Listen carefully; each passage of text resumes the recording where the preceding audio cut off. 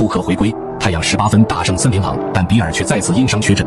在刚刚结束的比赛中，太阳133比115战胜森林狼，终结自己2连败的同时，也终结了森林狼的7连胜。本场比赛，布克迎来了复出。根据此前报道，比尔也将会在今天的比赛中出战，三巨头将完成赛季的首次合体，但比尔却因为背伤再次缺阵，因此太阳三巨头在常规赛的首秀将继续推迟。布克的回归减轻了阿杜很大的压力。本场比赛全场出战25分钟，22投12中砍下31分。